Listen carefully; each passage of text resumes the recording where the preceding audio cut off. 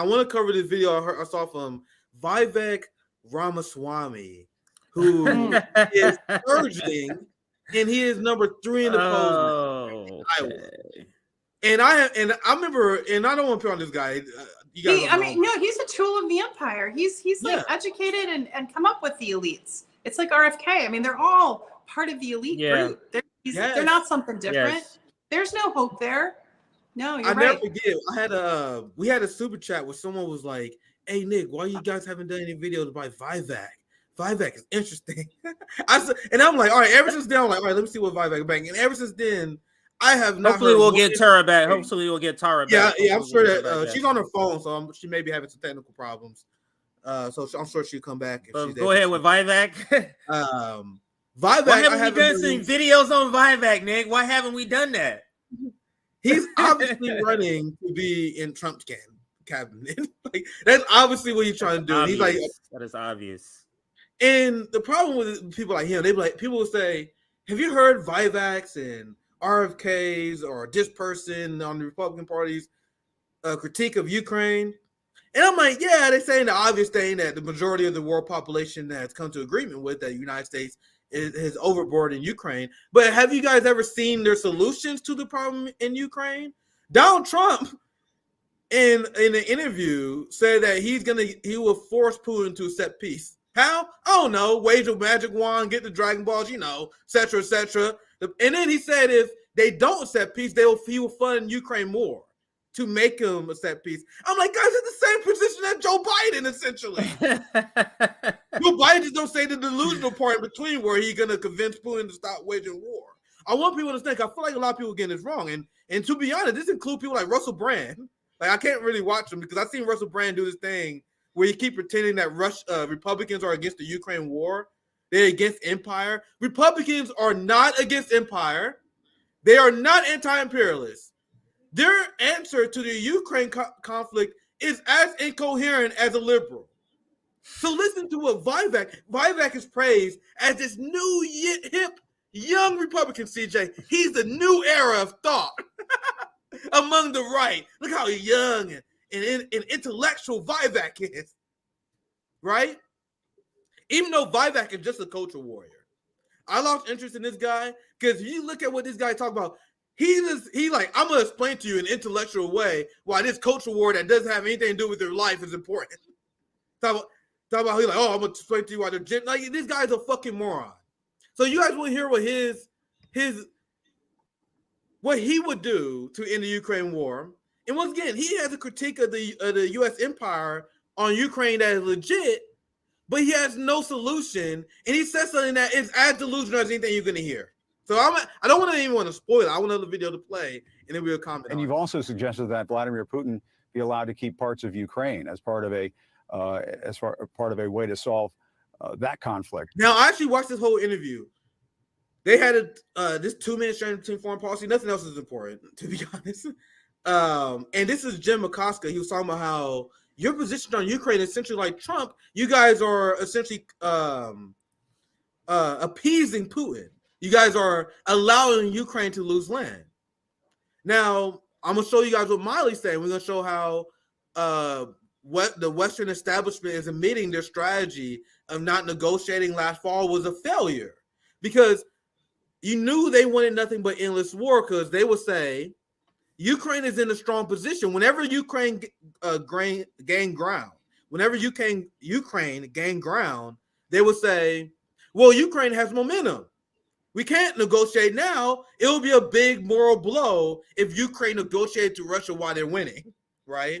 So then Ukraine will lose. Whenever they lose ground against Russia, they will say, oh, well, we can't negotiate because they're losing ground. We will solidify Russian gains. You guys see how no matter what the situation is, it always more war? So what people who call for peace say, because if you're a peace activist, you don't like care about the consequence. You just want peace. Right? So we say you got Odessa, you have Eastern Ukraine, based on referendums, based on what the population want. They want to be Russia anyway. Russia want to solidify their independence. They lie and they say they want to have Odessa and Eastern Ukraine be part of Russia. That is not what Putin and Russia wants. They want them to be independent states. and then they'll be friendly with Russia, and they can be a buffer to Western Ukraine, who sold out to the West. That's completely reasonable. So I know that was a long preface, but I'll get back to the video. But that's why he's complaining, because Vivek said what literally everyone else said. He's like, yeah, you guys are not getting this land back. Plus, this land in eastern Ukraine, they don't want to be part of Ukraine anyway. So there will be nonstop conflict if you forcibly forcing people to be Ukrainian. But anyway, that's a long spill. I'm gonna continue the video, but you see that's the tactic that General Costa is using. And listen to what Vivek says. And you've also suggested that Vladimir Putin be allowed to keep parts of Ukraine as part of a way to solve that conflict. What if he wants parts of Poland? You leave out the most important part of that deal. More of Ukraine next. Aren't you letting some of these authoritarian leaders off the hook? What actually advances? Far from it. I think that the Biden administration is so stubbornly attached to the idea of getting Xi Jinping to drop Vladimir Putin. What I think we need to be doing is get Vladimir Putin to drop Xi Jinping. What else do you want, sir?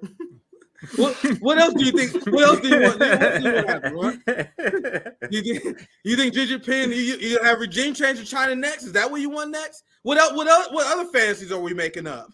Right? We're gonna end all the U.S. wars and we're gonna solve world hunger too. Why not? Since we bring up ridiculous shit. Oh, we discovered a new renewable energy source that is cheaper than fossil fuel and any other energy source. Now we can run on cars forever. That is about as realistic as a scenario than you just laid out, Vivek. So what he is saying, I'm gonna let him continue, is that he will have a foreign policy that would force Putin to break up his relationship with Xi Jinping. How exactly are you gonna do that, sir? And Xi Jinping and Putin describe their bond as inseparable. They consider themselves to be one people in one struggle against the Western regime. They talk about this in many meetings before. A strong, long-time cultural tie that they are trying to cultivate here. But Vivek is going to influence Putin to stop that. I want you guys to hear that again, and I'm going to continue more with how he's playing. He's going to accomplish it. This is beyond delusional. And the reason why I'm playing this is because there are Republicans who sound like they're getting the Ukraine war right.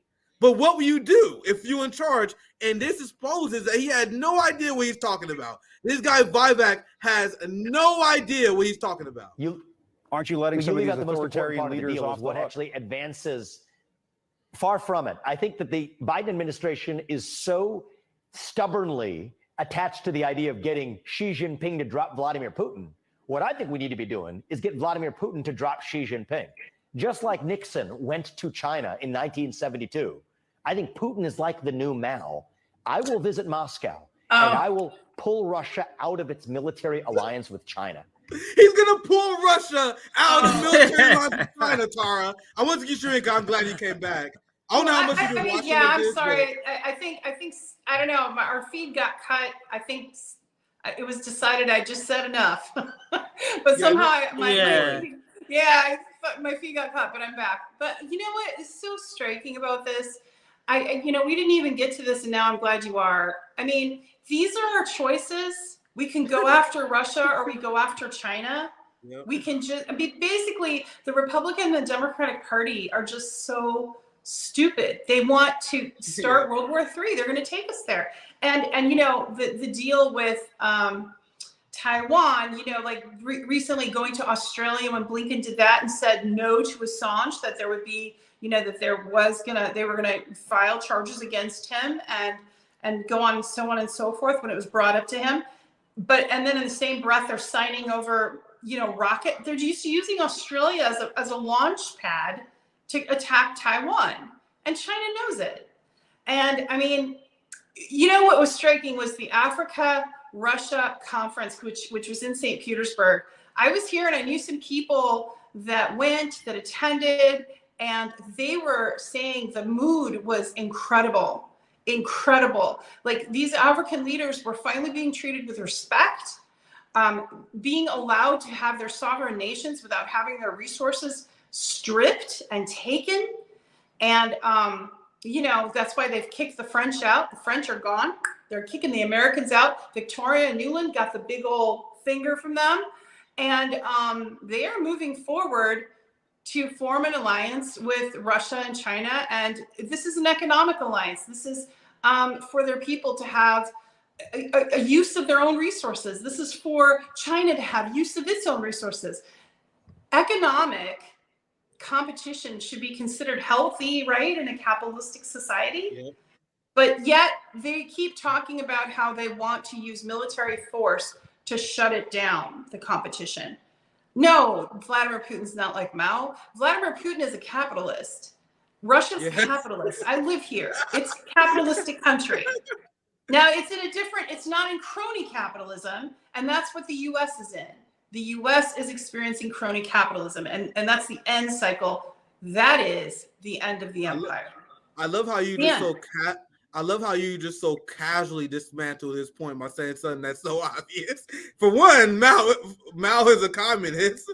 Putin is a capitalist. For one, sir. Like, it's that easy to dismantle this ridiculous nonsense that he's saying. So I'm gonna let it continue. We can let it finish on this point, and I'm gonna get CJ and then any last thought from Tara. I want you guys to see his full, hopefully it should be back. Articulate thoughts. And whenever I hear from Vivek, he is one of the people that is salivating war with China. He's and I've seen so many clips. I don't got a lot of them saved, but he's talking about how China is our number one geopolitical enemy because once again he's a capitalist worth millions of dollars. You would think he'd be fine, right? But no, capitalists, they can never have enough. They see another alternative system thriving, and they can't stand it. And as you mentioned earlier, Tara, with how the Russian quality of life, I had a tweet that went mega viral when I explained to people that in China they retire at 54. Right? You gotta know the rent in China. The average rent is $400-$500 in US dollars. Fucking nothing. It's 70% lower than us. So, and the reason why I say that because when I made that tweet and went viral, there was a ton of people, and I know a lot of people like outside political Twitter. And it was like one of the tweets that's so big it went outside political Twitter. And I saw people that was like, "Yo, you know that? I didn't know they retire at 54. You know the rent on $400. Most Americans have no idea how bad they have it." But Vivek, at one point in my life, I was working 2 jobs because I was raising my daughter by myself. 2 jobs to pay 100% of the rent. That didn't include utilities and gas and food. And I was always struggling and trying to make ends meet and trying to do side hustles to try to get by. I mean, this is the usual way of the American worker right now. It's horrible. And if you have someone to support, because I had to help out my mom, I had to take care of my daughter. It's almost they've set you up to just be in poverty and never get out. Yes. Never get out. Yep. I'm gonna play the rest of this clip and then we move on to the next part. Mm-hmm. Anyway, let's continue. What I think we need to be doing is get Vladimir Putin to drop Xi Jinping. Just like Nixon went to China in 1972, I think Putin is like the new Mao. I will visit Moscow and I will pull Russia out of its military alliance with China. The Russia-China military alliance is the single greatest military threat that we face today. Hypersonic missile capabilities, nuclear capabilities in Russia. Be afraid! Be afraid! Far ahead of us or China. A naval capacity in China ahead of ours, combined with an economy that we depend on for our modern way of life. Those 2 nations are in a military alliance with one another, and nobody in either political party is talking about it. Worst of all, our engagement in Ukraine is further driving Russia into China's arms. So my foreign policy centers on weakening that alliance. That advances American interests. You would let Putin have that parts is how of we Ukraine. Actually secure peace. But you would let Putin have parts of Ukraine. Freeze the current lines. This fucking robot. You just heard Vivek. Yeah. This is how you know you're a robot. This nigga Vivek just said something crazy to you, bro. He just said some crazy ass shit to you. He's still in his robot. No follow-up question on what he just said, bro. No. Anyway, I just thought I was playing. I didn't want to comment on it too long, but I think after everything he just said, that's your follow-up. That's just weird. That's how you know he's not a free-thinking person. He's not free. This is what's wrong with Jim Acosta too. Why I think he hasn't really catapulted into really prime time consistently. It's because he doesn't I don't know if he doesn't have the ability to on the fly be able to change the propaganda stance. Like he it doesn't seem like he's well versed enough to just kind of pivot. Like right here, he has these talking points. He's rehearsed them. If the guy says something off kilter, I can't really move about this regime, and he's so rigid. But anyway, to your point, if Jim Acosta wanted to destroy Vivek, which he clearly wants to, he could have. He could have like, sir, how are you going to separate Putin and Xi Jinping? That's ridiculous. Just ask him that. He want to destroy them, but he is so stuck in his trained CNN thought patterns, he couldn't even adjust. But sorry, Tara, I think you want to chime in. I just wanted to say, it's like Anthony Blinken and Jake Sullivan. Anthony Blinken has his eyes set on trying to destroy any relationship with Russia and go to war. Jake Sullivan, his focus was on China. So even in the Biden administration, you have the two focuses on the two nuclear superpowers. I feel like, it's like, I don't know. I think they do want to just get rid of us. Like, I mean, I'm sorry, but I think America is doomed with these leaders. And this dude, I mean, he's the hope for the future of the Republican Party. Republicans, even Trumpers love him. Even the people who support Trump over this guy, I just been noticing it more often. They're like, I like Trump more than this guy, but he's the future. Vivek's the future. Everything I've seen for this guy has been garbage. Every single thing I have seen for this guy. And you want to know why it's not surprising? I'm going to show you guys after I end this video. This guy was funded, his education was funded by George Soros.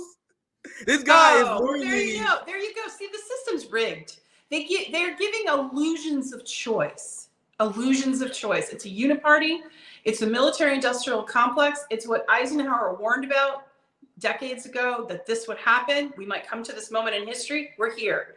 And they will take us to the end unless we stop them as people. And, I'm here in Moscow.